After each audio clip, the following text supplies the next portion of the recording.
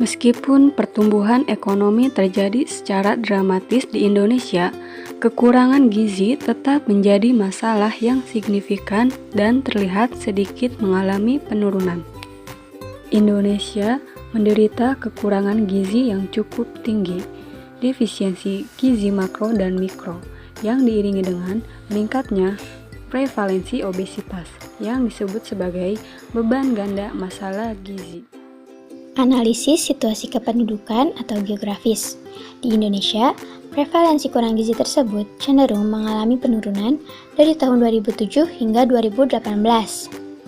Anak usia 0-5 tahun. Indikator yang biasa dipakai untuk anak usia ini yaitu berat badan terhadap umur, tinggi badan terhadap umur, dan berat badan terhadap tinggi badan. Ketiga indikator tersebut dapat menunjukkan apakah seorang anak memiliki status gizi yang kurang, seperti pendek atau stunting, kurus atau wasting, dan berat kurang atau underweight. Yang pertama ada stunting. Stunting pada anak adalah bentuk kekurangan gizi yang paling umum di Indonesia dan tetap menjadi tantangan utama. Tahun 2018, Riskesdas menunjukkan prevalensi stunting pada anak usia di bawah 2 tahun sebesar 29,9%. Angka ini memperlihatkan adanya penurunan dalam beberapa tahun terakhir dan target penurunan stunting untuk anak usia di bawah 2 tahun pada 2019 telah terpenuhi, di mana angka ini mendekati target pada RPJMN, yaitu 28% di tahun 2019. Yang kedua ada wasting. Indonesia memiliki tingkat kekurangan gizi akut tertinggi keempat di dunia, dengan sekitar 3 juta anak balita mengalami wasting atau kurus. Di antaranya, 1,4 juta anak mengalami sangat kurus. Data tahun 2013 menunjukkan bahwa 6 provinsi memiliki prevalensi lebih dari 15%, yang dianggap sebagai masalah kesehatan masyarakat yang sangat tinggi oleh WHO, sehingga memerlukan respon darurat. Data terbaru Riskesdas 2018 menunjukkan angka wasting pada balita mengalami penurunan menjadi 10,2% dan semua provinsi memiliki prevalensi balita kurus di bawah 15%, dengan Provinsi Nusa Tenggara Barat atau NTB memiliki prevalensi tertinggi yaitu sebesar 14,4%. Yang ketiga ada underweight. Underweight adalah indikator kekurangan gizi anak yang tidak membedakan antara kekurangan gizi jangka pendek wasting dan kronis stunting. Prevalensi underweight cenderung meningkat antara tahun 2010 sampai 2016. Namun, hasil utama Riskesdas 2018 menunjukkan penurunan prevalensi menjadi 17,7%, yang mengindikasikan bahwa target RPJMN tahun 2015 sampai 2019 kemungkinan besar akan tercapai. Namun demikian, underweight bukan merupakan indikator yang sensitif, dan indikator ini belum diadopsi sebagai indikator WHA. Analisis masalah situasi gizi anak di Indonesia. Prevalensi masalah gizi anak di Indonesia. Yang pertama, prevalensi stunting pada usia 0-23 bulan.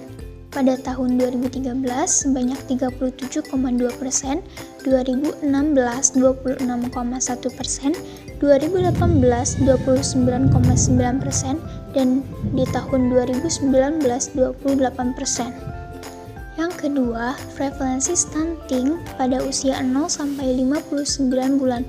Pada tahun 2013 sebanyak 37,2%, 2016 33,6%, dan di tahun 2018 banyak 30,8%. Prevalensi wasting pada usia 0-59 bulan pada tahun 2013 12,1%, tahun 2016 banyak 9,8%, tahun 2018 10,2%, dan di tahun 2019 banyak 9,5%. Yang terakhir, prevalensi underweight pada usia 0-59 bulan. Pada tahun 2013 banyak 19,6%, tahun 2016 21%, tahun 2018 17,7%, dan di tahun 2019 banyak 17%. Analisis situasi pengetahuan dan perilaku kesehatan penduduk. Pengetahuan dan pengalaman yang merupakan guru terbaik dalam mengasah pengetahuan. Pengetahuan orang tua tentang gizi membantu memperbaiki status gizi pada anak untuk mencapai kematangan pertumbuhan. Pada anak dengan stunting mudah timbul masalah kesehatan, baik fisik maupun psikis. Tidak semua anak dapat bertumbuh dan berkembang sesuai dengan usianya. Ada anak yang mengalami hambatan dan kelainan. Apabila rendahnya tingkat pendidikan dan tidak terdistribusikan pengetahuan kesehatan dengan baik, tentu akan berdampak pada terbatasnya pengetahuan ibu tentang kesehatan gizi termasuk stunting.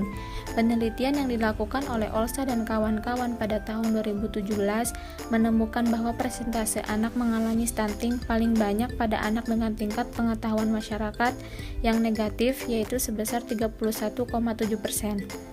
Tingkat pengetahuan orang tua memiliki peran dalam kejadian stunting pada balita karena asupan makanan pada balita sepenuhnya diatur oleh orang tuanya. Ibu dengan pola asuh baik akan cenderung memiliki balita dengan status gizi yang lebih baik daripada ibu dengan pola asuh yang kurang.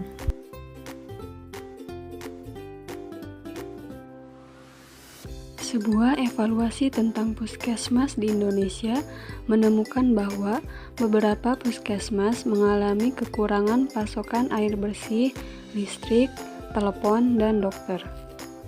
Hubungan antara kekurangan gizi dengan minimnya akses air bersih, sanitasi, dan hygiene di Indonesia sudah semakin banyak dibuktikan. Sebuah tinjauan literatur terbaru menemukan bahwa prevalensi stunting di Indonesia berkaitan dengan ketersediaan kakus yang tidak layak dan air minum yang tidak dimasak.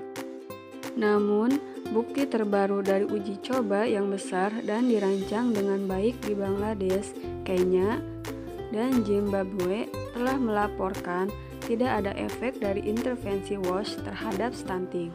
Dampak yang kurang tersebut mungkin merupakan konteks khusus. Namun demikian, penelitian menunjukkan bahwa peningkatan akses ke air dan sanitasi saja akan memiliki dampak terbatas pada pertumbuhan anak. Sumber daya manusia memperkuat kompetensi ahli gizi dan tenaga kesehatan yang menyediakan layanan gizi. Kementerian Kesehatan tahun 2014, sekitar 2.800 puskesmas kini dalam 24% yang belum memiliki ahli gizi.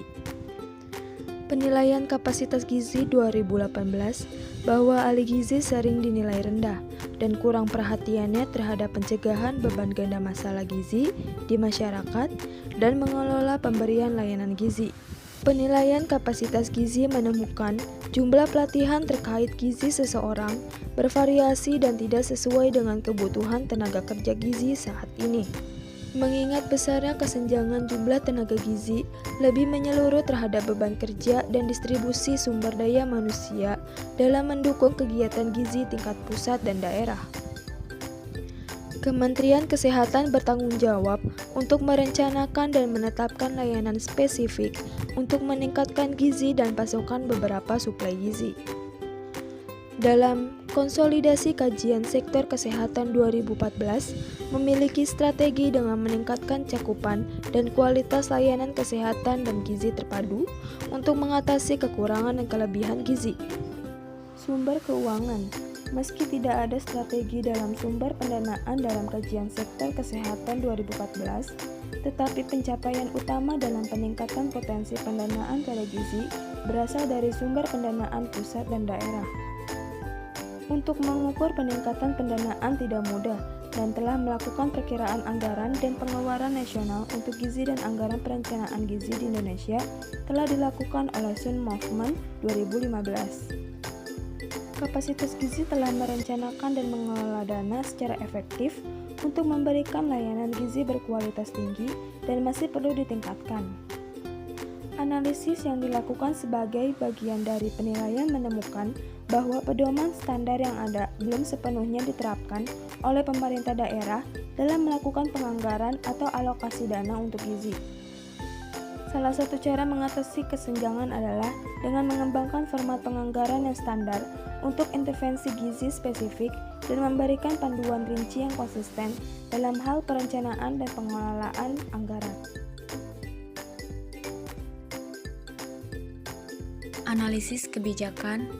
Yang pertama, menetapkan regulasi untuk meningkatkan komitmen, implementasi, dan alokasi anggaran percepatan perbaikan gizi di tingkat pusat dan daerah. Yang kedua, meningkatkan akses dan kualitas pelayanan gizi. Yang ketiga, meningkatkan kampanye, advokasi dan komunikasi perubahan perilaku untuk perbaikan gizi. Yang keempat, membangun sistem informasi dan bukti terkait gizi untuk menyediakan sumber data yang kredibel dan tepat waktu yang dapat digunakan untuk pengambilan keputusan. Yang kelima, memperluas keterlibatan multisektor untuk mempercepat perbaikan gizi. Berdasarkan pemaparan dalam video ini, prioritas masalah menurut kelompok kami adalah stunting. Karena dari hasil analisis kami, angka kejadian stunting di Indonesia lebih tinggi daripada wasting dan underweight.